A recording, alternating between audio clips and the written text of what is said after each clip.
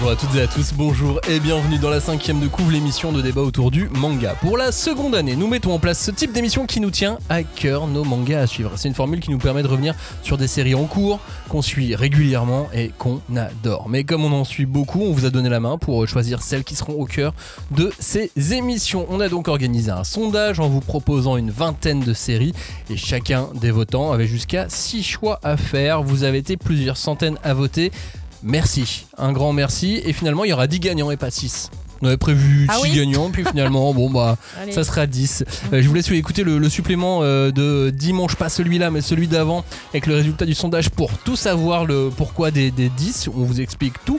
Mais dans ces deux émissions manga à suivre, en revanche, celle-ci et celle de mardi prochain, il y aura bien 6 mangas, 6 séries. Et le moins qu'on puisse dire, c'est que cette année encore, vous n'avez pas choisi les meilleures ventes ou les plus populaires.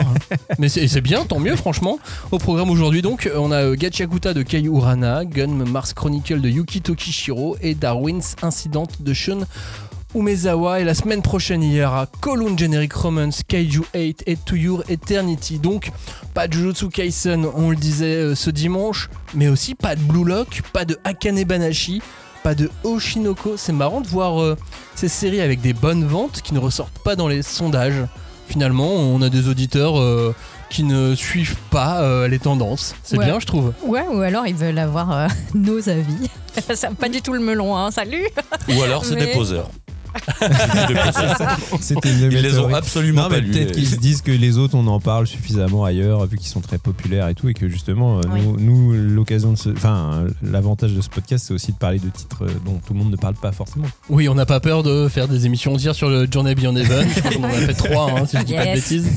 Le manga qui se vend le moins du monde avec Réimp. Oui, ou Endergeister. Yes. J'en donne pour tout le monde. Allez, prenez. Petite balle perdue là. Donc 20 minutes par série, un petit peu moins de 20 minutes par chacune de ces séries. Nos séries à suivre, partie 1, c'est maintenant et c'est dans la 5e de coupe. On ne pousse pas, s'il vous plaît, on ne pousse pas, c'est inutile. Le public n'est pas autorisé à assister aux épreuves éliminatoires. Moi, je crois que je pourrais être un très bon ninja. À quoi vous jouez? L'heure est grave, c'est pas le moment de faire les guignols. Mais on n'a rien d'autre à faire, on peut pas sortir. On va leur faire notre attaque secrète, l'attaque de la Tour Eiffel, ils vont rien comprendre. Et il faudra aussi parler des dessins animés, notamment des dessins animés japonais qui sont exécrables, qui sont terribles. Oh, les bâtards! Oh, this you crazy mother... Vous êtes en train d'écouter la 5e de couvre, le seul podcast où l'on peut découper, charcuter, dépecer et aimer les mangas sur la longueur, sur des séries plus longues. Salut tout le monde. Ça fait du bien de ne pas parler que de tome 1 quand même. Oui. Bonjour. Oui. Bonjour. Bah oui, c'est sûr que le tome 1 a toujours ce truc frustrant de te laisser un peu forcément sur ta faim. On est quand même sur un média qui joue beaucoup sur l'art du cliffhanger et de la science de gérer les révélations, et généralement analyser un tome 1, c'est toujours un peu frustrant pour ça, quoi. Ouais, on a essayé à chaque fois d'aller sur la dizaine de tomes, sauf pour quelques mangas qui ont des parutions plus lentes ou qui sont sur des mensuels et qui ont donc des paginations légèrement plus grosses ou qui perdent un petit peu moins de temps et donc avancent un peu plus dans l'histoire. Oui, on va pas se mentir, 7 tomes de Darwin's Incident, ça vaut 20 tomes de shonen classique. On est d'accord là-dessus. Oui, et puis ça permet de se faire un run de lecture qui... Moi, je sais qu'à l'heure actuelle, j'arrive plus à tenir les mangas, tu sais, à parution, lire un tome tous les 2 mois, 3 mois. Honnêtement, ça m'emmerde. Du coup, dès que je sais que je peux faire un vrai run de lecture, je trouve ça vraiment trop cool, quoi. Et pour ça, il faut avoir un petit peu d'avance du coup, ou un peu de marge pour les séries, pour pouvoir faire des runs comme ça. Si vous nous découvrez maintenant, merci à tous d'être là à l'écoute de la 5e de couvre. On est un podcast manga hebdo. Donc si ce sujet, si ces émissions vous plaisent, scrollez un peu, regardez. Il y a les mêmes de l'an dernier avec, à l'époque, il y avait Dan Dadan, Asadora, Journey Beyond Heaven et bien d'autres. Il y aura forcément en tout cas une émission pour vous. Puis si vous aimez ce qu'on fait, laissez un commentaire, une note, partagez l'épisode. On veut savoir aussi quel manga vous suivez avec intensité en ce moment. Quel manga vous ne lâchez pas en ce moment. Et n'hésitez pas à dire Endergeister. Et n'hésitez pas surtout. Je sais que les gens sont timides, mais dites-le. Aujourd'hui donc on a 3 mangas à passer dans l'émission et on pourrait évidemment en faire 1 heure sur chacun si ça ne tenait qu'à nous. Alors attention, ça va spoiler sur chacune de ces séries, hein. Oui. Et c'est aussi ça le problème de ces émissions, donc il faut être un peu ouvert au spoil pour tout écouter. Croyez-nous, le spoil est très bon pour la santé, ou alors faut tout simplement être à jour. Après, quand on parle de spoil, c'est dans les grandes lignes, on va pas décrire en détail le contenu de telle ou telle scène. Non. Mais on va quand même évoquer les événements pour pouvoir en parler tout simplement. Donc évidemment, il y aura toujours une petite base de spoil et on démarre cette émission avec Gun Mars Chronicle de Yukito Kishiro. 10 volumes sont dispo en France avec le 10e volume qui clôture un arc, l'arc Kaufman. Et oui, dans Gun, il y a toujours beaucoup de mots allemands comme les Kaufmann. Gun Mars Chronicle, on est donc sur un manga de science-fiction, préquel de l'un des mangas les plus cultes de l'histoire du monde et de l'univers du manga, Gun. Ici, on s'intéresse donc à l'enfance de Gali, alors qu'elle s'appelle Yoko et qu'elle n'est absolument pas une guerrière redoutable, juste une petite enfant abandonnée, toute choupinette, mais quand même un peu futuriste. Oui, et puis qui quand même est déjà, quand elle était petite, dans un univers qui nous rappelle Gun bien comme il faut, quoi. Ouais. Parce que moi, c'est vraiment ça, le truc qui me plaît beaucoup dans Gun Mars Chronicle, c'est vraiment le cas typique de la série, tu sais, que t'oublies un peu parce que ça sort, c'est notre bon vieux Yukito, il est là depuis longtemps, tu vois, il travaille son grand œuvre qui est Gun, et on peut avoir tendance à l'oublier, donc c'est quand même important d'avoir ce genre de moment pour en reparler, parce que vraiment, moi, ce qui me plaît beaucoup dans cette nouvelle saison de Gun, c'est un peu cette manière qui revient un peu à l'essence de ce qu'était Gun quand même, un truc plus brut, plus avec du sang, de la sueur, des larmes et tout, là où dans Last Order il y avait un côté très hard SF, il y avait même une espèce de Glooby Boulga karaté mix, la hard SF, tu vois, et ça devenait très des fois théorique et très spirituello théorique, et je dirais pas que c'était forcément chiant parce que déjà on a fait 2 émissions pour dire pourquoi c'est quand même super, mais oui, 3 heures. Il pouvait avoir tendance à nous perdre un peu des fois dans des trucs très théoriques et très très conceptuels. Et là, il revient à un truc beaucoup plus brut et ça fait plaisir, quoi. Alors, plus brut ou plus... tu vois, Gun était brut parce que tu sentais une certaine jeunesse, tu sentais une certaine...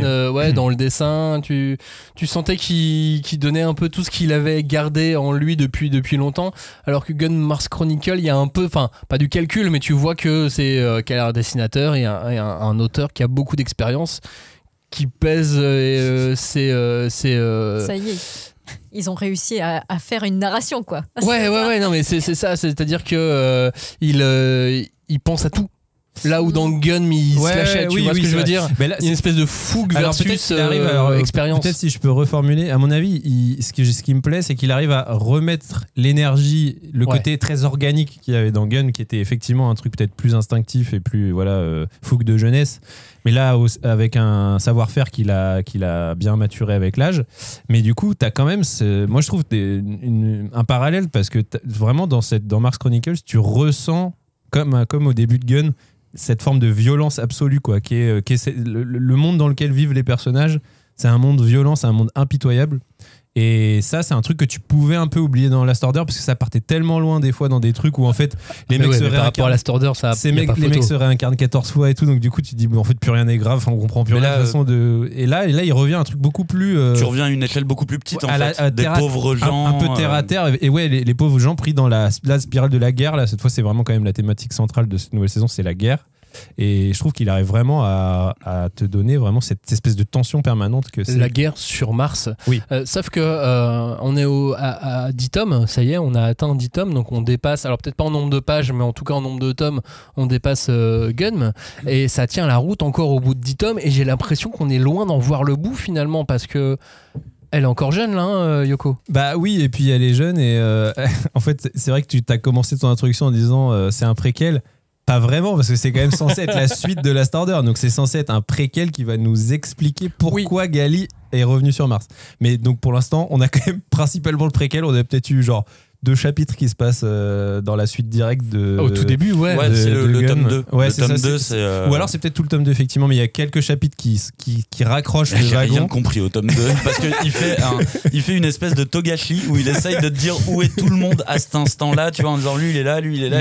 Mais sinon, oui, les 9 autres tomes sont effectivement le passé de Gallico. Enfin, c'est sûr que si t'as pas une toute petite base déjà de géographie spatiale. Ouais. C'est compliqué. Là, j'avoue que le tome 2, il a été corsé. Moi, il est sombre ce manga quand même. Hein, mais de non, fou. en fait, oui et non. Est-ce qu'on n'est pas dans le manga qui tue le plus d'enfants que je connaisse? Dans le tome 1, il y a un sacré. Dans le bilan, tome 1, ouais. il y a une brochette. Il y en a au moins 4 ou 5 qui passent. Tome 2, elle est grande, ça va. Ils sont épargnés pendant un tome. Tome 3, 4, 5, t'enchaînes. Il y a que des enfants qui meurent. Ouais, mais honnêtement, 7, 8, 9, 10, il y en a moins. Je comprends carrément Il y en a, ce que Robin moins. dit dans le sens plus organique. On revient à un truc plus enfantin aussi. Et en même temps, je vous avoue que ça m'a un peu gêné parce qu'il y a des moments, j'étais quasi mais là, vous faites quasi du torture porn avec des petits enfants. J'aime pas ça. Mais non, mais non, pas du tout. Après, j'ai lu que jusqu'au tome 4. Donc, tu vois, je peux pas non plus trop m'avancer. Mais vraiment, au bout d'un moment, j'ai trouvé ça gênant. Voire, j'ai trouvé qu'il y avait un côté un peu Made in Abyss, tu vois. Mettre des enfants très poupons, très mignons. Des millions d'années-lumière. Ah oui, mais dans le. Alors, on est vraiment pas du tout sur la même planète et même la même galaxie. Là. Oui, mais dans cette thématique d'utiliser des enfants qui sont très mignons, c'est pas le dessin habituel. Hein, d'ailleurs, le dessin de Gali, la manière dont il l'a fait en mode enfant, est à ce truc d'espèce de perversion sur les enfants et tout, qui est hyper lourd, je trouve. Mais t'as vraiment ça qu'au début, parce que. Bah, ça va, c'est que 4 tomes après tout. 8 après, non, mais ça passe vite. En fait, j'ai même totalement oublié cette partie-là, tu vois. Parce que, moi, je la vois plus ce cas-là, du tout, là, arrivé au tome 10. C'est vraiment perversité à balle. En fait, mais je suis pas du tout d'accord. Ouais. En fait, t'as un gros arc qui arrive après, on va dire, à partir du tome 3, quoi, qui se lance, quoi, vraiment, qui est plutôt. D'ailleurs, parce qu'en fait, c'est ça aussi le truc dans Gunmars Chronicles, c'est que c'est le passé de Gali, de Yoko, mais il y a 2 personnages principaux, quoi, qui sont Yoko et Erika, et c'est vraiment qu'est-ce qui leur est arrivé dans leur jeunesse pour qu'au final, effectivement, dans le tome 2, on les voit en train de se battre et on comprend pas trop pourquoi. Et l'idée, c'est de nous raconter un peu pourquoi, quoi. Puis surtout, je suis content d'arriver où on en est à la fin du tome 10, parce que là, on va arriver enfin à la V2, où on va plus faire face à des enfants, mais à des jeunes ados, j'imagine. Oui. En tout cas, c'est ce que je projette dans le tome 11, 12, 13, puisque le tome 10 referme vraiment totalement la page de la petite enfance de ces d'ailleurs, orphelines. Même, alors, je sais plus si c'est dans le tome 10 ou dans le tome 9, mais même symboliquement, ils réfléchissent à modifier le corps de Gali, de lui mettre un corps adapté à son âge, entre guillemets, quoi. Ouais. Exactement, ouais. Et c'est ça qui aussi m'inspire sur la suite du manga. Et j'ai sûrement un biais, mais j'ai l'impression que les personnages qui vont arriver, et même ceux qu'on commence à voir là dans le tome 9-10, les pratiquants du Panzerkunst, les soldats, je suis sûr que je vais trouver mes personnages préférés dans ces mangas-là. Enfin, dans ces tomes-là à venir, et dans ce côté soldat, guérilla, et puis là, elle va commencer à apprendre vraiment le Panzerkunst en plus. Ouais, mais moi, je suis comme toi, hein, j'ai vraiment hâte de voir tout ça, parce que pour l'instant, ce deuxième arc a vraiment introduit ça.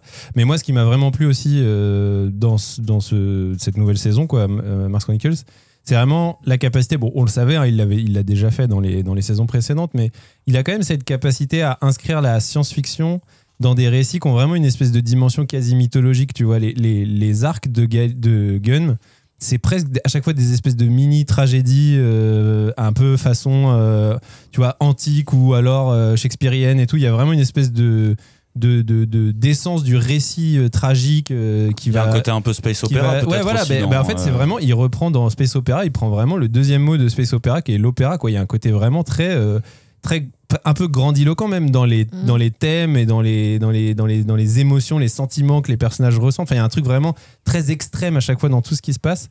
Et je trouve que ça, c'est vraiment aussi prendre la SF comme un genre qui est aussi un terrain de jeu pour mettre au service d'autres genres, tu vois. Et moi, je trouve que c'est un truc que le manga au sens large a toujours été très fort là-dedans, cette capacité à mixer les genres et tout.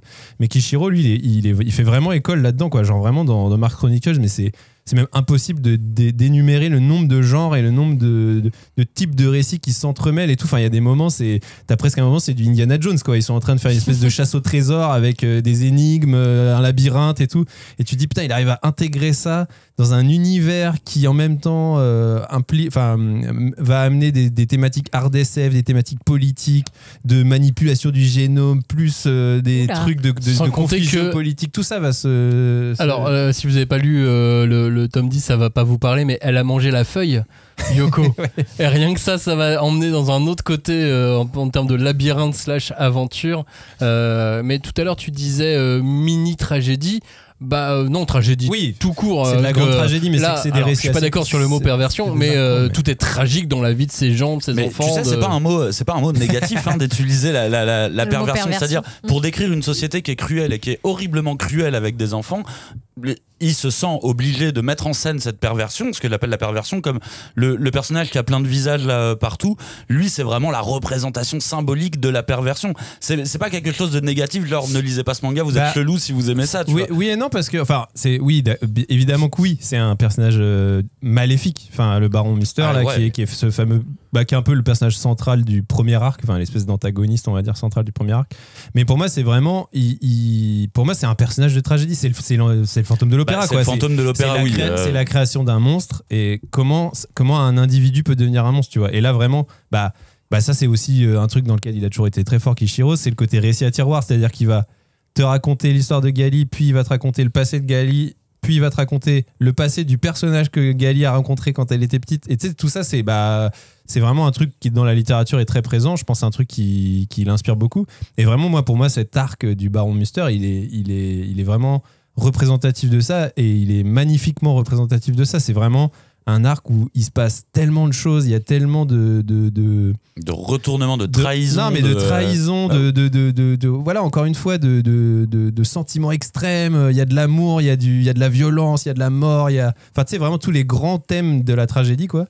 Mais avec ce décorum très science-fiction, qui offre encore une fois un autre champ des possibles aussi. Et vraiment, moi, je trouve que c'est en ça qu'en général, Gunm est génial. Et là, vraiment, dans Mars Chronicles, tu sens un auteur qui a en plus une maturité qui lui permet de le faire encore mieux, je trouve, quoi. Mais ça, il le réutilise aussi à la fin de l'arc Kaufman avec Giaccolo. Ouais, alors moi je dis Giappolo, mais Giappolo, qui est quand même le boss de fin, on va dire, pour simplifier l'histoire de cet arc. Et lui, c'est du Kishiro pur et dur, quoi. Il a l'air horrible, dégueu, mais en même temps, il a un vrai passé, il a une histoire. Sa seule passion, c'est se battre. Et il est surpuissant, il est. En plus, pareil, dans Gun, t'as souvent vu de ce genre d'archétype, c'est-à-dire l'espèce de gros robot très méchant. Avec la langue là, tu sais comment il fait les langues là, toujours un peu pointues. Sauf que lui, il est un step au-dessus parce qu'il est vraiment très méchant, mais il est très très puissant aussi, quoi. Et vraiment, là où justement, on a parlé un peu du Panzerkunst, c'est vrai que cette saison va aussi être l'occasion d'en apprendre un peu plus sur cet art martial un peu légendaire, quoi. Ouais, c'est ça, on dit que c'est la jeunesse un peu de Gali, mais c'est l'histoire du Panzerkunst au final. Et ça, c'est génial parce qu'on kiffe trop le Panzerkunst, c'est vraiment une invention de ouf. En fait, on sait pas ce que c'est, mais on kiffe. Ouais, parce que vous allez voir, ils vont l'utiliser sur des enfants, vous allez voir si vous allez kiffer ça. En plus, tu vois, déjà, il amène le truc, enfin, je sais pas, je trouve ça, là, encore une fois, c'est une forme d'intelligence de la part de l'auteur. C'est vraiment, tu sais, quand on voit ce personnage qui est l'espèce une des figures un peu, gouvernante du Panzerkunst, le mec, là, l'un des directeurs des 4 branches, là.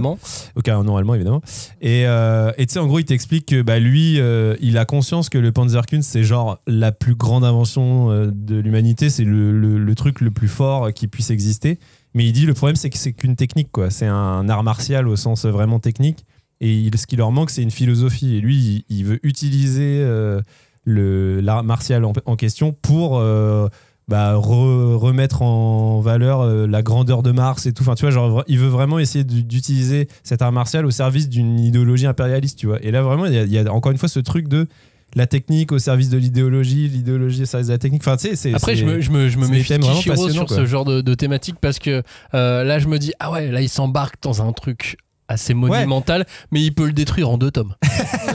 Mais après, on sait, tu vois, j'avais dit dans Last Order, il s'était un peu perdu dans ses délires de karaté à la con, mais il a toujours été, à mon avis, fasciné par le principe de l'art martial, c'est-à-dire ce truc de mélanger la philosophie et le corps et la force et la technique. Oui, et c'est tout. pour ça qu'il a fait combattre des robots. C'est pour ça. Alors, est-ce que des robots peuvent avoir l'esprit ? Et le Panzerkunst, il pousse le truc à l'extrême, parce qu'en plus, le Panzerkunst, c'est un art martial qui va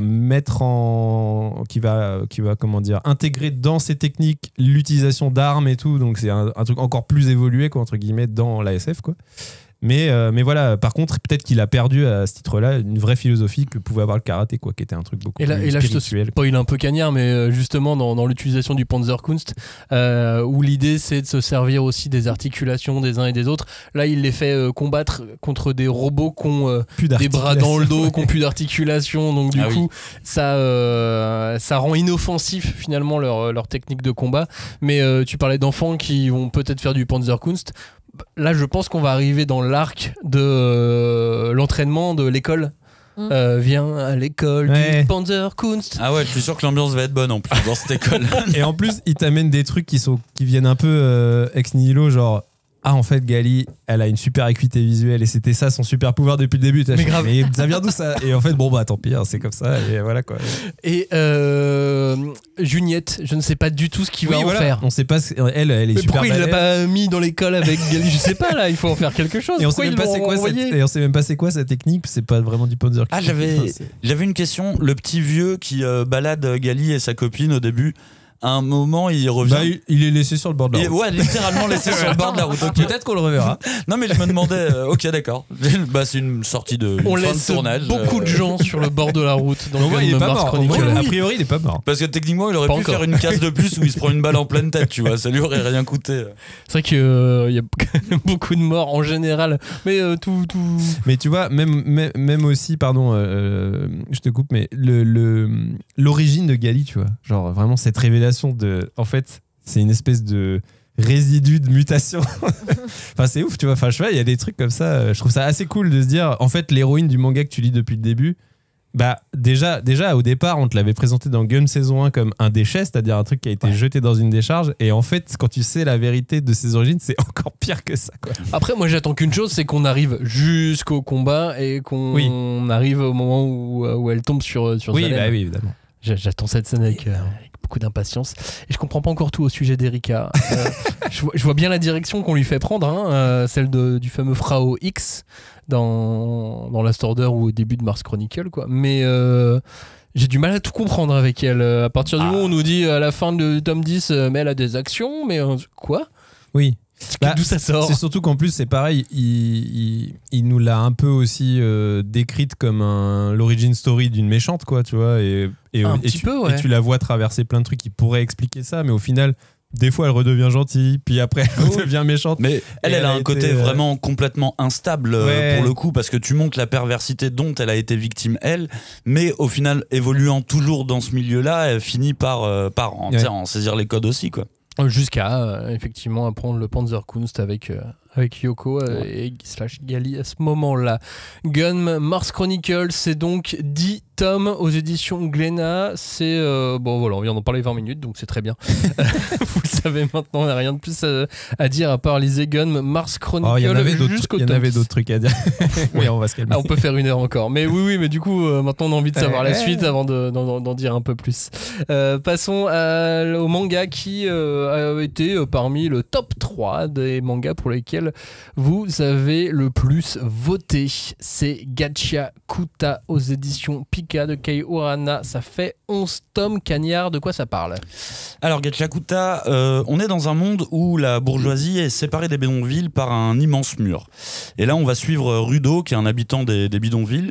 Il va être accusé du meurtre de son père adoptif et il va être jeté dans l'abîme. Et en fait l'abîme, c'est là où on envoie les pires ordures qu'on ne veut plus jamais voir. Il va se réveiller dans un monde cauchemardesque ou en mode post-apocalyptique des poubelles et il va décider de tout faire pour remonter à la surface et se venger. Et il va se rendre compte que ce n'est pas toujours facile d'évoluer dans les ordures. Bah surtout que le monde des ordures, c'est finalement un monde normal. Ouais, alors ça c'est une idée. Je sais pas si c'est si normal. C'était pas de tout repos. Oui, j'ai oublié ma propre phrase, merde. Mais par contre, t'as totalement raison, Maxime, sur ce que t'as dit. Gachakuta a ce gros défaut de nous poser dès le début une espèce d'univers à la Gun avec plusieurs strates, plusieurs étapes et compagnie. Donc quand tu démarres, d'ailleurs, elle est jamais nommée, la planète. Je l'ai vérifié dans le manga, elle est jamais nommée. Et donc tu démarres vraiment au bas de l'échelle, dans le monde des ordures et tout. C'est vraiment l'apocalypse. Il y a des monstres de poubelles et tout. Et en fait, très rapidement, je fais ah bah tiens, il y a une ville. ah bah tiens, mais en fait dans la ville il y a une méga ville qui est encore plus grande, et c'est un des défauts je trouve que le titre a, c'est qu'il voulait créer un monde obscur, sombre, des poubelles et compagnie, et finalement moi j'ai l'impression qu'ils sont encore qu'ils sont déjà à l'étage quoi, tu vois, je sens pas le... Ah ouais bah grave. Ils ont des voitures, ça se déplace, il y a des magasins. Ah oui, non, en fait, c'est ça. C'est plutôt que quand ça commence et que t'es en haut, t'as l'impression qu'une fois que t'es tombé, il n'y a plus rien. Alors que il va découvrir que tout ce qu'on lui a dit c'était faux. Enfin, qu'il y a une vie, il y a des personnages, il y a des personnes qui vivent là, qui survivent et qui parfois s'en tirent très bien quoi, et qui ont. S'en tirent très bien. Ah bah ça va. Bah, c'est Gum ne Last Gakyakuta. Ouais, un petit peu. Alors. Ouais. Celui-là, c'est vraiment le titre qui moi, me pose le plus de problèmes. Et je comprends que les auditeurs l'aient plébiscité. Et franchement, j'ai pris beaucoup de plaisir à lire. J'avais lu les 2 premiers tomes à la sortie. On avait fait une émission d'ailleurs. Et donc là, j'ai rattrapé tout mon retard. Et franchement, le manga est vraiment ambivalent parce que c'est vraiment bien. Il y a vraiment de bonnes idées. C'est vraiment bien dessiné. C'est bien découpé. Mais putain, ce que c'est le bordel cette histoire. C'est vraiment... à aucun moment, cet auteur n'a su ralentir. Enfin si, là dans les 2 derniers tomes, j'ai eu l'impression qu'il a mis pause, qu'il a dit attendez, on va repartir, mais parce que vraiment tout le premier arc, j'ai l'impression que c'est une course folle qui ne s'arrête jamais quoi. Oui, mais après elle, donc c'est parce que c'est une femme qui l'a créé cette série. Moi je trouve que malgré tout, tu y reviens avec plaisir aussi parce que il y a vraiment un style, une patte graphique qui est assez reconnaissable, elle fait partie d'une école. Hein. Je veux dire, elle a été assistante de Okubo, ouais, ça se voit. Mais elle fait vraiment honneur à ce style de dessin. Il y a beaucoup de références au graphisme, au graffiti, au street art, enfin, qui sont vraiment très sympas parce que des fois, elle se permet de couper en fait son élan pour sur une planche, tu peux avoir une case cartoon. Enfin, tu vois, vraiment, qui sort un peu de nulle part juste pour créer du gag, créer une respiration. Et c'est assez... Enfin, moi, je trouve ça assez jouissif, en fait, parce que je me dis, ouais, ça rentre pas vraiment dans les... Même si elle coche, toutes les autres cases du shonen avec la charte de faut de l'action, faut des personnages stylés, faut... en fait, le style fait qu'il y a quand même une cohérence, et même si c'est vrai que c'est très bordélique, mais moi, j'aime bien, en fait, le côté très bordélique. Je suis d'accord avec toi, tu parlais de Soul-Eater, que ce soit au niveau du design, des persos et compagnie.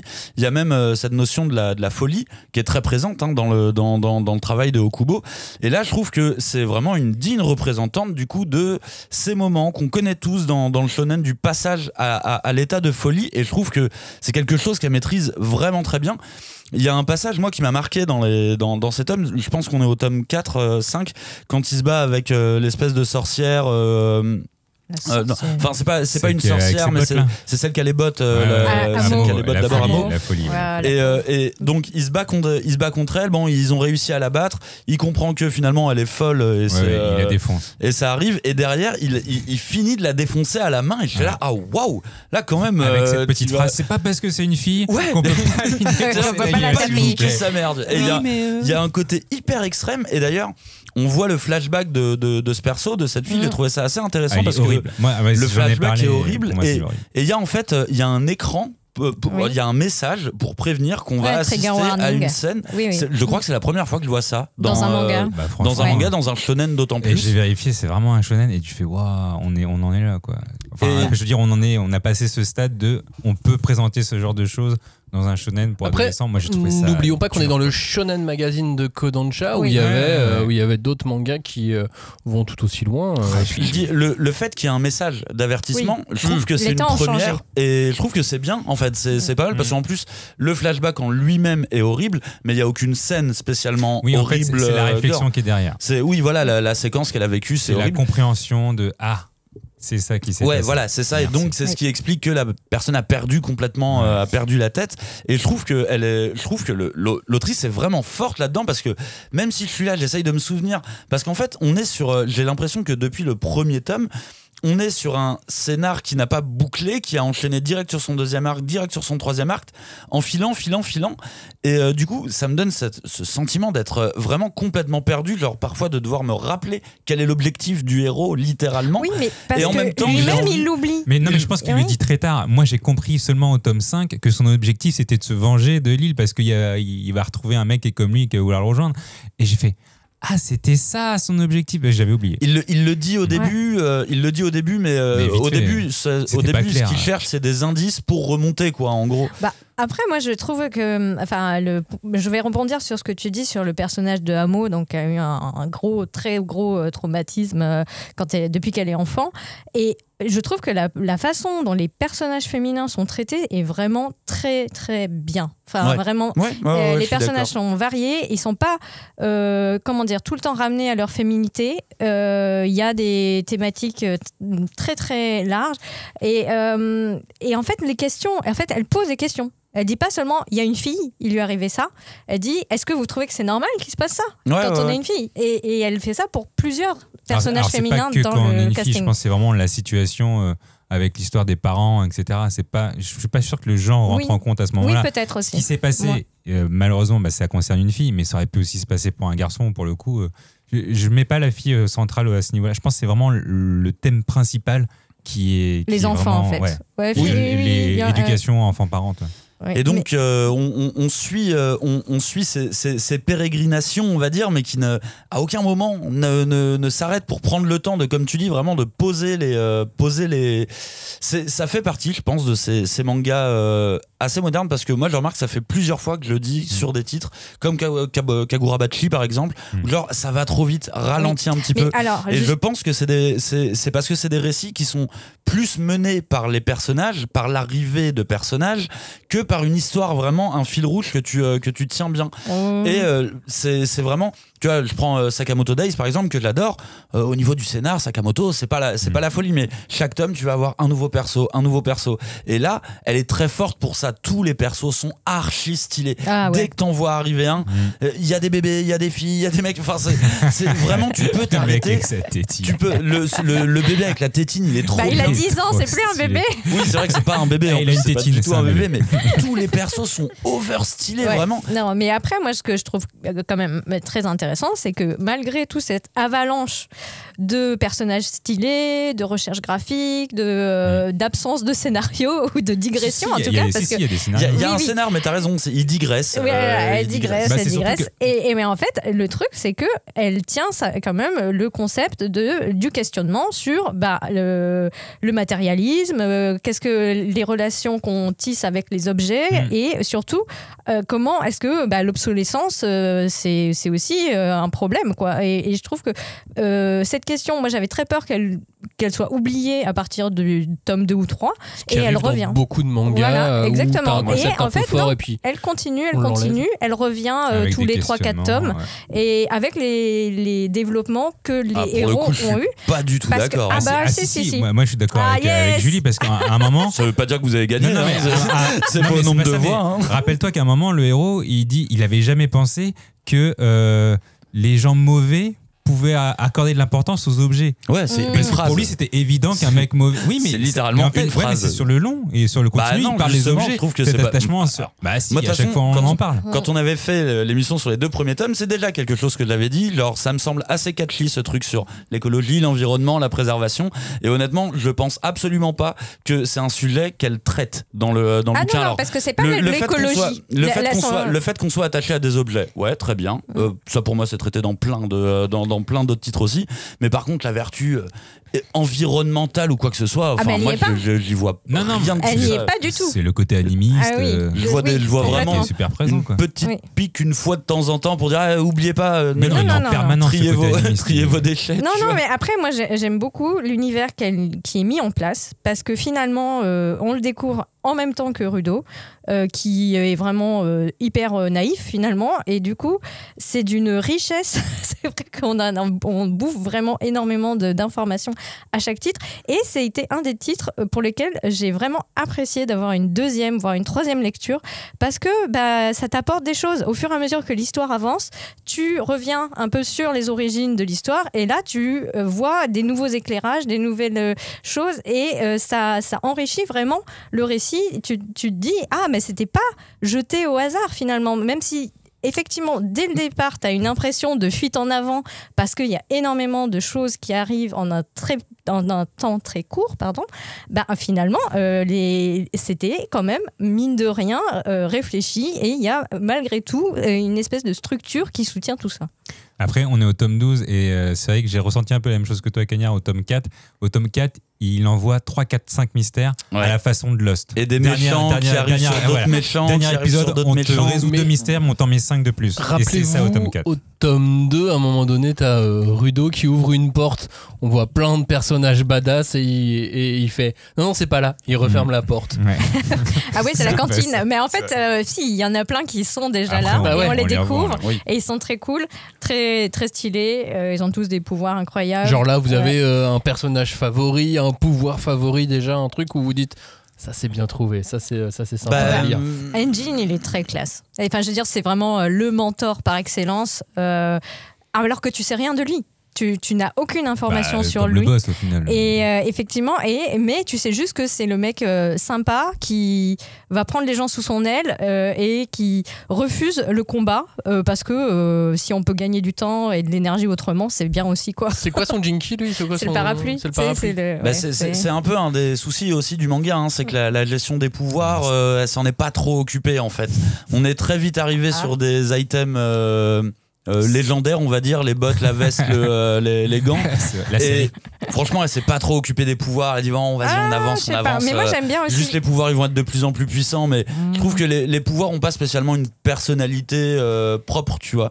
Et après, là, on arrive sur des trucs. T'as des flashbacks sur d'autres. Sur le mec du bâton. Oui, sur Zenka. Et en plus, lui, tu au dis. tome 13, hein. Ah non, mais là, c'est génial parce que t'arrives quand même sur un univers qui se densifie encore, parce que tu comprends que malgré tout, ils sont dans une décharge, mais finalement, ils ont leur monde à eux, leur code, leur hiérarchie, leurs administrations et leur ville. Et elles sont gérées de façon différente par thème, presque.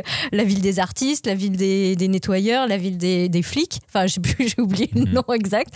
Mais et je trouve que c'est intéressant, comme ça, de la cartographie se dessine petit à petit au fur et à mesure que l'histoire avance, quoi.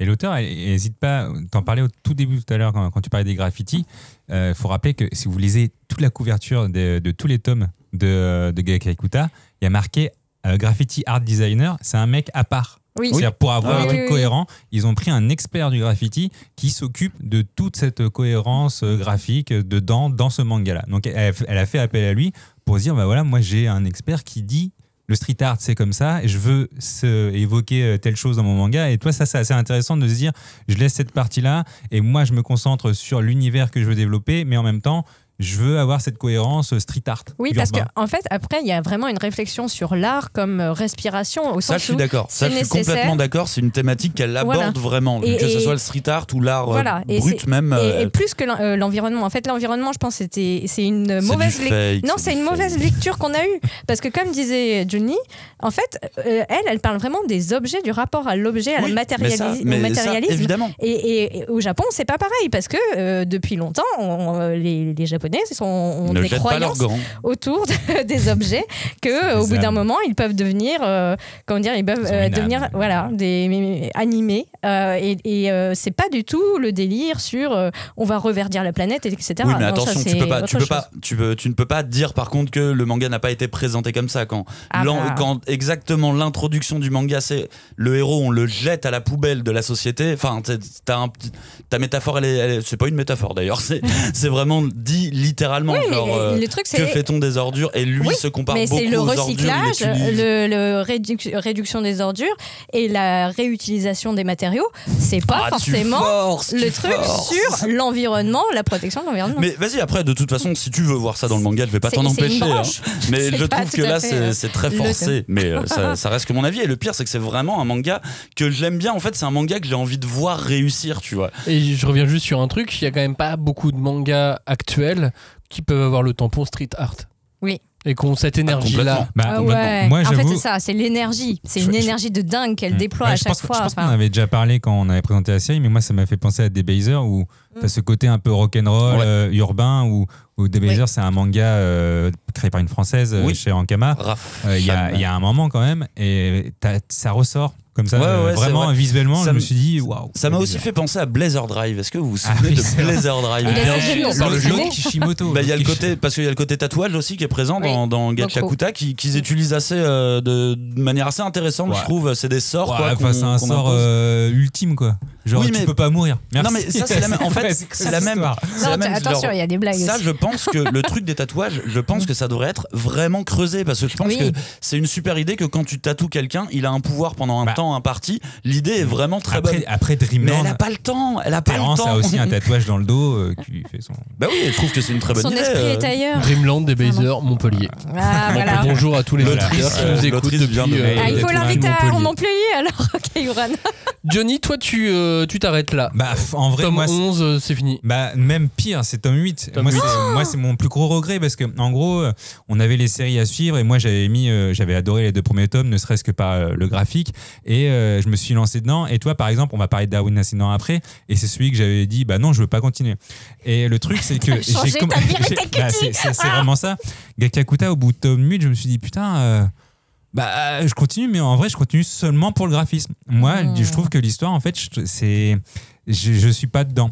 Et ce qui est très bizarre, parce que on va parler de Cage Weight la semaine prochaine, et Cage Weight, je suis à fond dedans, alors que c'est très simpliste. C'est juste un combat, survie de l'humanité, des gros monstres avec des grosses armes et des gens, tu vois, c'est pas non plus très évolué. Ouais, mais parfois ça se joue à peu de choses finalement, ce qui nous accroche à un titre. Mais j'en parlais un peu avec Robin en buvant une goudelle au bar la dernière fois. Et en gros, je me disais, je pense que mon problème, c'est que les combats, ça me demande trop d'énergie pour comprendre. Je trouve que c'est un peu le foutoir et moi j'avais pas envie de réfléchir, alors que Cage Weight c'était très simple. Toi, j'en parlais aussi avec Cagnard. Tu peux t'arrêter pendant 1 an, tu reprends, t'as compris. Parce que tu t'en souviens très bien. C'est une véritable donnée. Et je pense que là, pour moi, c'est pas mon mood. Donc là, j'arrête au tome 8 et je vais attendre qu'il y en ait d'autres. Et surtout, je sais pas, moi, je trouve que l'histoire. Tu vas reprendre. Ça avance pas. Et du coup, j'ai commencé Darwin's Incident et je me suis dit, putain, mais ça, toi, par exemple, c'est trop bien. Faut juste que je me concentre parce qu'il y a énormément de réflexion. Il y a beaucoup de textes. Mais je me suis dit, là, j'aurais dû lire ça. j'aurais dû faire ce manga à suivre. Du coup, je suis un peu dégoûté parce qu'on va en parler. Mais je sais que tous les spoils que vous allez me faire, ça va me donner envie de lire. Parce que là, j'ai lu le tome 2 et je me suis dit, putain, j'aurais dû faire. Mais t'es tellement loin, Je suis trop dégoûté. Gachakuta, c'est 11 tomes disponibles. Kei Urana est l'autrice de ce manga qui est publié en France aux éditions Pika. Parlons donc, tu viens de l'évoquer à l'instant, Johnny, de Darwin's Incident. 7 tomes seulement, mais en 7 tomes, je pense qu'on a plus d'histoire qu'en 11 de Gachakuta. Non, mais c'est pas que. C'est juste qu'il y a beaucoup moins de combats. En vrai, on peut pas te répondre. Il y a moins de personnages. On peut pas te répondre. Bah oui, c'est pas comparable. Et surtout, moi, j'ai fait la bascule d'un vers l'autre. Ouais, moi aussi. Et là, genre, comment dire, tes yeux sont beaucoup plus soulagés. Ah, ça se repose. Ah oui, ça n'a absolument rien à voir en fait. Darwin's Incident, c'est pas très street art quoi. C'est un récit d'anticipation qui se déroule aux États-Unis de nos jours. Et puis là-bas vit un humanzé, Charlie, premier être hybride humain et chimpanzé. Il entre pour la seconde fois dans le système éducatif normal au lycée, et après avoir fait un peu d'école primaire, mais voilà, comme il est totalement hors norme, tout ne se passe pas bien évidemment, surtout que des terroristes souhaitent se servir de lui pour prôner leur idéologie, et en général quand un terroriste veut se servir de toi, ça se passe souvent pas très bien, et il compte le faire surtout sans aucune limite. Et ces terroristes n'ont aucune limite. Mais vraiment. Et c'est un manga, c'est assez marrant parce qu'au début, on parle de plein de militantisme. T'as l'impression que c'est un truc assez engagé. Et à partir du tome 3-4, on lâche un peu de côté ce militantisme un peu forcé. Et d'ailleurs, au début, c'est super. En fait, c'est surprenant. Ça te prend. Tu dis, je vais jamais trop lu de manga comme ça.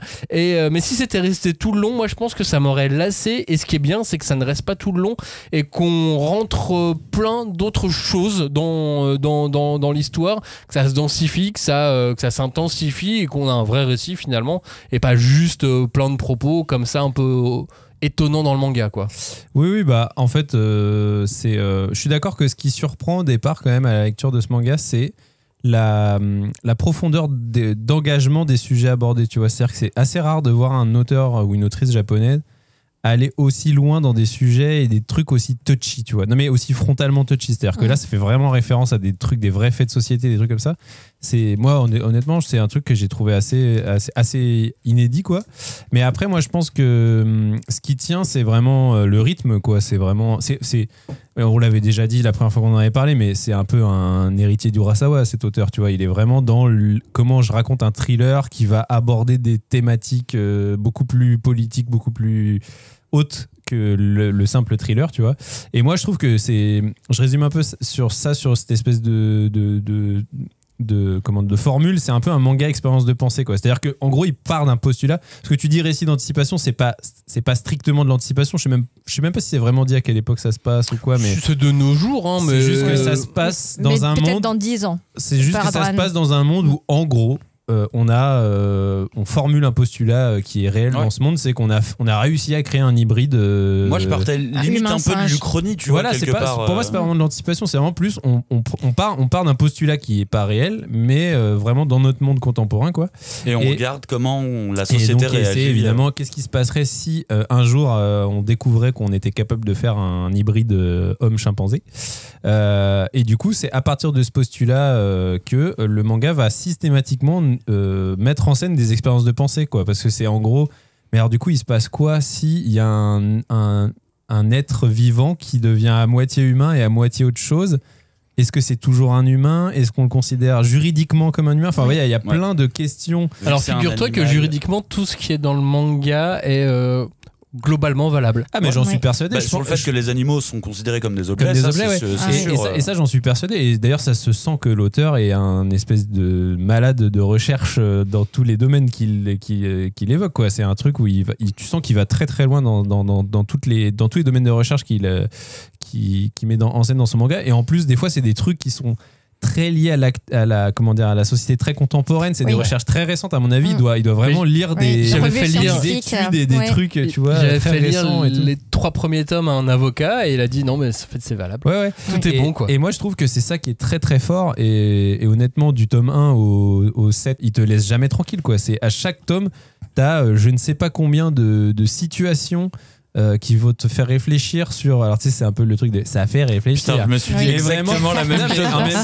En même temps, c'est vrai. C'est vraiment chaque chapitre que tu lis de ce manga, tu te dis, mais qu'est-ce que moi je ferais? Tu vois, ça te fait poser plein de questions. Mais je me suis dit la même chose. Philosophique et tout. Enfin, c'est vraiment très, très profond, quoi. En lisant, je me suis dit, mais c'est incroyable. En fait, il nous pose des questions, il nous fait et si et à chaque fois, je me suis dit, mais c'est exactement ça, de l'expérience de pensée. Après, je me suis dit, alors moi j'ai appelé ça de l'anticipation, ou est-ce que l'Uchronie, mais je pense que ça y rentre. Ou l'anticipation, est-ce que c'est pas par essence un exercice de pensée? Et si telle nation avait gagné la guerre? Ça dépend ce que t'en fais. Après, je pense qu'il y a eu des mangas de SF qui ont déjà ouvert la voie au Japon, qui n'ont pas été traduits jusque chez nous, notamment je pense à certaines séries SF dans le shoujo, et là je trouve que ce qui fait mouche, c'est que vraiment il plante un cadre dans lequel on se reconnaît tous, parce que c'est notre vie quotidienne, et c'est des questions qu'on peut se poser par rapport au véganisme, par rapport au fait de comment tu considères les autres animaux, mais en même temps autres êtres je me sens pas oppressé par ces discours là, parce que tu sais, s'il essayait de les mettre au forceps en disant essaye de penser ça, essaye de penser ci. J'ai pas l'impression que l'auteur me dise quoi penser. Et pour le moment, il a pas de discours. Et d'ailleurs, il l'a dit lui-même dans des interviews. Il dit, moi, je suis pas là pour vous dire ce qu'il faut penser. Je suis là pour vous faire penser. Déjà, c'est très cool, merci. Mais non, mais vraiment. Et je pense que c'est d'autant plus malin de sa part. Bon, ça, on en parlera peut-être un tout petit peu plus tard, mais qu'il ait placé ça aux États-Unis, parce qu'en fait, sur la scène internationale, c'est en ce moment, on s'en rend bien compte quand même. C'est quand même l'avant-garde de tout ce qui va se passer politiquement. Il y a même une scène qu'il a repris de l'actualité, littéralement, l'attaque du Capitole. Bien sûr, mais et tu vois, et c'est vraiment en général le pays quand même qui donne un peu le tempo sur tous les bouleversements entre guillemets politiques qui peuvent arriver. Ça après voilà. Mais et du coup, ce qui se passe doit l'inspirer. Et ce qui est d'autant plus fort, c'est que je trouve que tu vois, justement dans le récit d'anticipation ou l'Uchronie ou tout ce qu'on veut, souvent c'est très spectaculaire le postulat. Tu vois, c'est genre et si les nazis avaient gagné la guerre, tu vois, des trucs comme ça. Et là, son postulat de base, il est pas spectaculaire. C'est-à-dire, on a changé un petit truc. On a juste créé un. Moi, je trouve ça spectaculaire. Non, mais bien sûr que d'un point de vue métaphysique, éthique et philosophique, c'est très puissant, mais c'est pas grand-chose. C'est juste, on a créé un hybride humain. C'est comme la chèvre qu'on avait clonée, tu vois. C'est juste que là, ça va. C'était une brebis. Oui, la brebis, pardon. Ça va un peu plus loin, mais c'est, tu vois, c'est pas spectaculaire. Alors oui, ok, la créature est spectaculaire parce qu'elle est bizarre, quoi. Non, mais tu vois que il joue beaucoup là-dessus. Crée un effet papillon de toute façon dans toute la société. C'est un peu un manga effet papillon. C'est ça. On touche en fait à tous les dilemmes moraux, tous les dilemmes sociétaux. On aborde beaucoup de problématiques actuelles. Ça va de la place de la femme au véganisme, en passant par la religion et le sexe. Je pensais pas qu'il le ferait. Je pensais pas qu'il le ferait si vite. D'ailleurs, le passage sur le sexe. Tous posé cette question. Et on s'est dit, il l'a fait. Mais moi, en vrai, je ne m'étais pas posé la question jusqu'à ce que ça arrive dans le manga, parce qu'en fait, je trouve que le personnage de Charlie, donc c'est Humanzi, il est tellement pur et innocent. Non mais tu sais, physiquement, tu vois, visuellement, dégage rien, c'est une espèce de personnage très lisse, très lisse, quoi. Et du coup, je pensais pas du tout que la question du sexe allait arriver. Je pensais juste que la relation qu'il avait avec Lucie allait rester platonique, une amitié, tu vois. Ouais, mais je trouve ça. En fait, finalement, je trouve ça bien. Non, mais c'est très bien. Parce que du coup, en plus, par rapport à la suite, ça m'a surpris. Donc du coup, d'une part, et puis par rapport à la suite du manga, ça explique aussi encore d'autres choses. Et puis surtout comment c'est amené, quoi. La première phrase où il dit, est-ce que tu voudrais t'accoupler avec moi? Et tu sais, genre vraiment, elle bug un peu, elle a dit peut-être. Elle répond. Alors, on dit pas comme ça, mais oui, ok. Non, puis il y a Grace. Oh là, Grace. Incroyable. La maman incroyable. Compréhensive.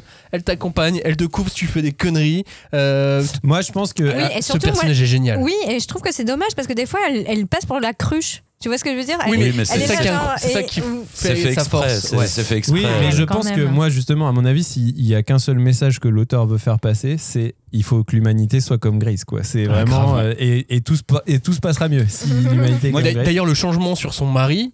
Mais oui. Le mec que tu peux pas blairer pendant 3 tomes, qui devient personnage semi-principal du manga, tu te dis bien joué. Je sais pas te dire quoi d'autre à part. Il faut être déconstruit, les garçons. Il y a un truc qui me fascine dans ce manga, c'est vraiment le ton, parce que je trouve que, comme vous le dites, il a un côté un peu posé, un peu poétique, philosophique, tu vois, littéralement, où il faut réfléchir. Et donc, il a une approche très douce. Je me sens pas enfermé quand je lis ce manga, tu vois, je trouve ça très doux. Et c'est vraiment à mettre en opposition avec la violence du récit, parce qu'on est quand même sur un récit qui montre des choses horrible. Et au tome 7, on est à 6 attentats, peut-être. On est à 6 attentats. Il y a 1000 morts. Et justement, je trouve que c'est ce qui est intéressant, le côté attentat, parce que on parle de la violence, mais en fait, on parle de violence humaine. Donc, ça fait mettre en perspective la violence humaine par rapport à la violence des animaux, on va dire. Ce certains membres des terroristes, c'est littéralement des psychopathes. Et je l'avais déjà dit quand on en avait parlé, mais moi, je trouve que c'est un puissant successeur à Ajin, ce manga. Il a un vrai côté Ajin, avec justement là ce côté terroriste. Moi, enfin, tu sais, quand ils attaquent le Capitole et tout, pour moi il y a Sato pas loin, hein. Il est dans le coin, tu vois. Sato, c'est le, comment il s'appelle, Ferreira Bond ou je sais pas. Oui, guérilla. Et oui, c'est lui. Enfin, lui, c'est l'espèce de comment dire, grand Manitou de puppet master. Et tous les persos sont intéressants dans leur humanité. Mais je dirais pas que c'est doux. Moi, je pense que c'est plus une espèce d'approche chirurgicale froide. Tu vois, genre vraiment le récit est sur une espèce de avec rythme. Les lignes claires là qui accompagnent ça. Le dessin est ultra réaliste, voire très froid, quoi, quand même. Par moment, faut reconnaître que c'est pas un titre qui est très incarné graphiquement, tu vois. C'est quand même presque du photoréalisme et tout. Je sais pas, ça dépend. Et c'est juste justement tous les éléments fantastiques qui sont effectivement Charlie, puis après. Charlie, il est bien incarné quand même. Après, il y a un truc aussi auquel on n'est peut-être pas habitué dans le manga, c'est l'univers américain, c'est les États-Unis. C'est ça, je pense que vu par les yeux d'un japonais. Mais moi, c'est vrai que moi, je trouve que tu t'imagines vraiment ce récit. Enfin, moi, je le lis comme je regarde une série. En fait, c'est pour ça, moi, au bout d'un moment, la forme manga, je l'oublie. Je le lis vraiment comme je regarderais une série télé, quoi. Je suis complètement pris dans le rythme. Le dessin est peut-être scolaire, on va dire, mais le découpage, dès qu'on passe en scène d'action, là, pour le coup, je trouve que le mec, il s'en sort vachement bien. Enfin, je comprends ce qui se passe. C'est ça. C'est fluide. fluide. Hein, la baston entre Charlie et Nolas, j'ai oublié son nom. Bref, et son frère. Il l'a dit. Bah oui, en même temps. Et donc, évidemment. Je trouve que, de toute façon, l'ajout de ce twist-là, enfin du double twist même d'ailleurs, parce qu'on est au tome 4, je crois, double twist, mort des parents adoptifs, bam, bam. Existence du frère, bam bam. Wow. Oui. Et le frère qui a l'air d'être le pire psychopathe, le pire de l'humain et du singe, tu vois. Clairement. Après, il a des raisons d'être en colère. Hein. Non, mais on ne juge pas ici, on ne juge pas les méchants. Ça sera après, au procès. Non, moi j'aime beaucoup aussi la façon dont sont dépeints. Comment dire, les fameux autres puissants, tu vois, les pharmacos, les entreprises avec les conglomérats et même les gens qui la sénatrice, non, la députée, pardon, elle est très bien dépeinte ça aussi. Et les intrigues politiques, je trouve que ça rend encore plus série US, parce que ça tu l'as dans quasiment toutes les séries US. Ça prend, comment dire, toutes les théories qui pourraient basculer dans des délires un peu conspi et tout, mais il arrive à bien rester sur la limite. Sur la limite, ça va de sans jamais justement basculer sur ces trucs-là. Et je trouve que vraiment, c'est vrai que j'avais pas forcément pensé à Jean, mais moi je trouve que c'est un truc qui me plaît aussi, c'est le fait que les méchants, donc surtout le méchant Feyerabond, j'arrive jamais à me rappeler de son nom vraiment. Je sais même pas si je le lis au final. Non. Il y a vraiment plein d'autres trucs à dire. Son prénom c'est Livera, mais et en gros Blackman. Et en fait j'aime bien ce perso. C'est vrai qu'il fait un peu penser à Sato parce qu'il a ce côté, il a le syndrome Magneto, quoi. Tu sais, ce truc de il est prêt à tout pour sa cause et en fait, il sourit en plus. Et en fait, si tu prends vraiment sa cause, il a un peu raison, c'est-à-dire que peut-être qu'il va très loin dans les actes qu'il commet, mais en même temps, ce que les actes qu'il commet mettent un peu en lumière ce qu'il veut démontrer. Tu vois, le truc de ce fameux truc où tu te dis, bon, je pense que dans le monde réel, on sait jamais ce qui peut arriver, mais ça n'arrivera pas, ce truc de massacrer des êtres humains et les foutre dans un camion frigorifique comme du bétail, comme des cadavres d'animaux. C'est monstrueux, mais en même temps, c'est ce qu'on fait. Putain, oui, c'est ça qu'on fait, quoi. Et tu vois, et tu te dis, mais en fait, c'est. Ça fait réfléchir. Oui, c'est sûr, mais comme en même temps, ce qu'il veut faire finalement, c'est. Tu parlais de Magneto, c'est ce que fait Thanos finalement, c'est de réduire les humains sur. Alors là, c'est que sur Terre. Mais si tu lui donnes les pierres d'infinité, il fera la même chose, tu vois. Donc. Les bons méchants. Alors après, on est parti sur un autre univers. Sato, il avait pas d'idéologie, si ce n'est s'amuser. En fait, moi je pense que. Agin, c'est encore autre chose parce qu'il y a vraiment ce côté gamer qui était très très présent, et là on est vraiment plus dans une espèce de dépiction sociale. Lui, on sait pas exactement d'où il vient, on n'a pas encore eu sa vraie origin story, donc si ça se trouve, mais je pense pas que ça soit, il est quand même censé avoir des convictions politiques très fortes, très extrêmes, et ce que Sato finalement réfute assez vite en disant non, moi je suis là pour prendre mon pied. Sato dans Ajin, hein. Oui, dans Ajin, pardon, excusez-moi. Mais si ça se trouve, lui il fera la même, c'est-à-dire qu'au bout d'un moment on va comprendre que ce qui l'anime c'est le plaisir de foutre la merde, quoi, et que la cause derrière finalement il s'en fout, quoi. Mais par contre je trouve que les actions terroristes qu'il perpètre, c'est un truc quand même qui. C'est niveau Sato. Non, mais et puis même je trouve que ça en fait c'est cohérent, ça ne te paraît pas surprenant. C'est cohérent avec son idéologie, c'est-à-dire qu'il dit vous savez quoi, moi dans ma tête les animaux et les humains c'est le même niveau, donc vous butez les animaux comme si c'était rien du tout, moi je vais buter des humains comme si c'était rien du tout. Et pour le coup c'est très cohérent dans la psychologie du personnage, et c'est là où tu te fais avoir, parce que, et même si je trouve qu'il y a quelques petites facilités scénaristiques avec notamment le personnage de Lucie, et finalement c'est parce qu'il fait beaucoup d'intrigues en même temps, donc je comprends qu'il y a des moments il facilite quelques intrigues pour les évacuer, tu vois, et finalement c'est ça. Non mais je suis d'accord vas-y, t'avais vite convaincu là. Non, il parle à l'auteur, pas justement, à moi. Je suis d'accord, cette facilité scénaristique c'en est une, mais t'as raison de la faire, finalement. Ça fait avancer l'histoire, ça fait avancer plein de choses. Et je trouve qu'il y a ce truc avec merde, j'ai oublié le nom du personnage principal, Charlie.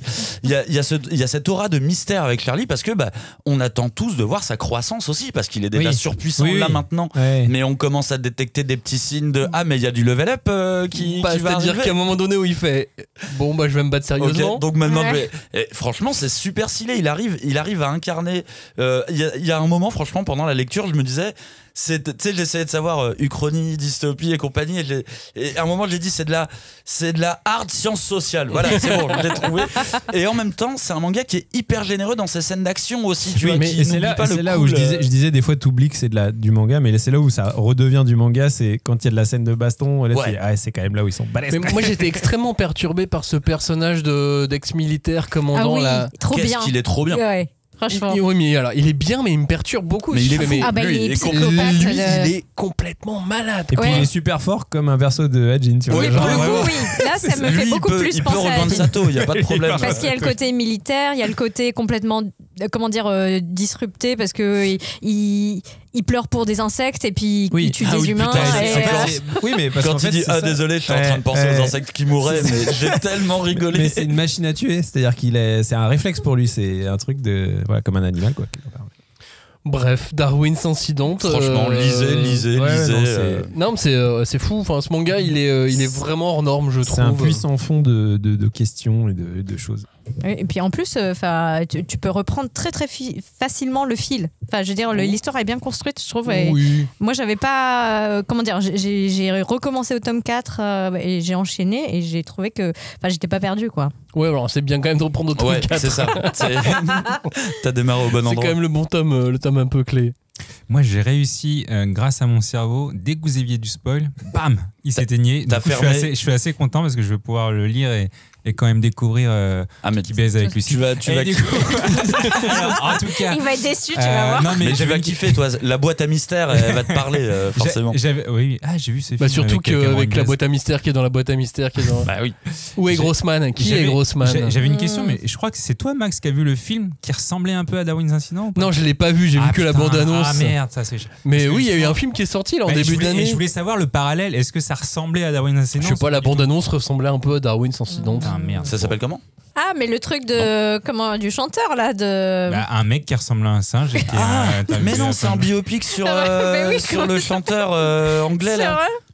Robbie Williams. Non, Robbie Williams. En fait, il a fait son biopic et il s'est rien à voir, on est d'accord. Il s'est personnifié par un chimpanzé humanoïde. Après, je connais pas le début de l'histoire de Robbie Williams. Alors peut-être je pensais qu'il y avait des vraies réflexions. Il y en a pas. Non, je l'ai pas vu. On l'a pas vu. Du coup, on l'a pas vu. En tout cas, moi, ça n'empêche que Darwin's Incident, ça confirme que je veux le lire parce qu'il y a énormément de choses. Et merci de m'avoir spoilé tout ça. Ouais, ça fait plaisir. Better Man. Voilà, c'était la digression what the fuck de cette fin d'émission. Est-ce qu'on peut se promettre de faire une émission spéciale quand même à un moment sur Darwin's Incident quand il y aura 15 tomes, 16 tomes, je sais pas, tu vois, mais quand ce sera fini, regardez comment on vient d'en parler en 20 minutes, on s'est tous coupé la parole tellement on voulait dire des trucs sur ce titre. Il est vraiment trop intéressant. Bien évidemment, on va attendre que ça se termine tranquillement, quoi. C'est ça. Cette année. Non, peut-être pas. Non, c'est toujours. Du coup, ça fait un créneau de libre pour Endergeister. Ça fait totalement un créneau de libre pour Endergeister, bien évidemment. Merci d'avoir écouté cette émission. Mardi prochain, donc, Kaiju 8, Kowloon Generic Romance et To Your Eternity. Ce sont les 3 mangas qui seront au cœur de cette émission. Merci de nous avoir écoutés. N'hésitez pas à rebondir sur ce qu'on a pu dire dans cette émission sur les différents réseaux. Et on vous dit donc à dimanche ou à la semaine prochaine. Merci. Salut.